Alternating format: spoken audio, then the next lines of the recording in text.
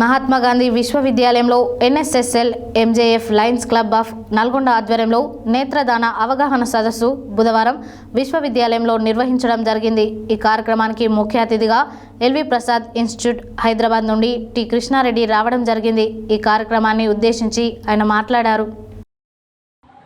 మహాత్మా గాంధీ విశ్వవిద్యాలయంలో NSSL MJF lions club of Nalgonda ఆధ్వర్యంలో నేత్రదాన అవగాహన సదస్సు బుధవారం విశ్వవిద్యాలయంలో నిర్వహించడం జరిగింది।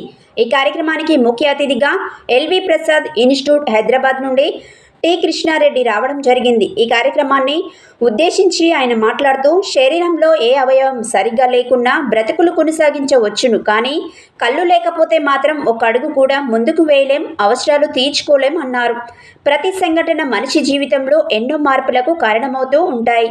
అయితే అలాంటి ఎన్నో మార్పులు జరిగి మనలో కొందరు చూడలేకపోతున్నారు। కారణం కంటి సంబంధిత సమస్యలే। మనిషికి కంటి చూపు అతి ప్రధానమైనది, లేదంటే కనీస అవసరాలు సైతం ఇతరులపై ఆధారపడవలసి వస్తుంది। మరి ఈ సమస్యకు జీవితాంతం చీకట్లో మగ్గాల్సిందేనా అంటే అదేం లేదు। చనిపోయిన మనిషి నుండి కార్నియాను స్వీకరించి సంబంధిత బాధితులకు అమర్చే అందరిలాగే ఈ ప్రపంచాన్ని తమ కళ్ళతో చూడగలుగుతారు అని చెప్పారు।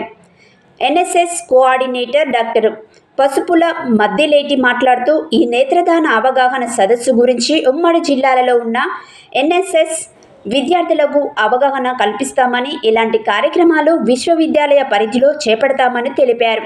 ఈ కార్యక్రమంలో కామర్స్ కళాశాల principal Venkataramana Reddy, lions club president doctor Harikanth, secretary Pichaiah, treasury Shekhar Reddy, Ashok Chandra, NSS program అధికారులు శేఖర్ వీరస్వామి, శ్రీనివాస్, ఆనంద్, హరి, ఎన్ఎస్ఎస్ వాలంటీర్లు పాల్గొన్నారు।